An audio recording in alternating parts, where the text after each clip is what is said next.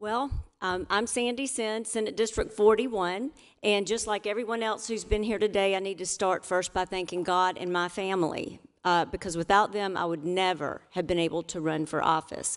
My wonderful husband is sitting right there, Daddy, Sandra, a lot of people, including my son, who decided to come over there and sit by me. Stand up, Jacob.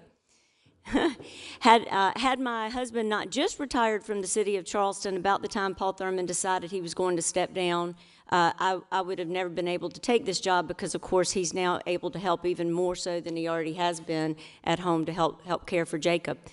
I thought that we were supposed to stand up here and impart a little bit of knowledge to y'all about who we are and where we came from. I didn't know we were supposed to get into deep philosophical discussions. I thought about Googling something because I'm not smart enough to throw that out to you quickly, but I decided I was just going to stick with what I thought my job was here today. And I wanted to start by telling you that I'm a terrible driver, awful driver. And Jeff, this is going to be a real problem in that garage. I mean, it is really bad already. But the person who knows that I'm the worst driver in the world is my father. Daddy, where are you? There he is. There's my daddy. Well, at age 15, I got my license. He gave me a brand new Formula Firebird, kind of T-tops and all that kind of stuff. It was the coolest car back then in the world. I wrecked it within a week. I hit a police car.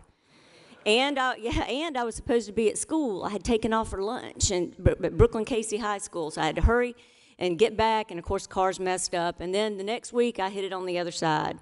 So finally, Daddy decided that I was not going to be able to keep that car, and he started giving me a series of junkers. I mean, junkers, and I hated them. I was so embarrassed. There's my friend Athena. She knows all this detail.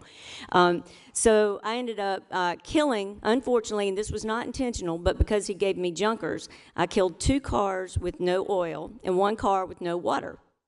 So about time for me to go to school, he finally did, going to Carolina, he gave me a nicer car, but along with that came the responsibility that if I wanted my allowance, I would have to drive to his shop and have his guys check it for oil and water. And that way I could pick up my $20. And then he said, by the way, you are also going to go to work. And I said, well, I am? And he said, yeah, you're now the page to the Honorable Nikki Setzler. How about that? So many, many years ago, I was honored to get to work with Senator Setzler, worked for him for a couple years. But the reason I told you the car story is that he had 2 clerks. There was a female, me, of course, and then a male named Pappy McGar.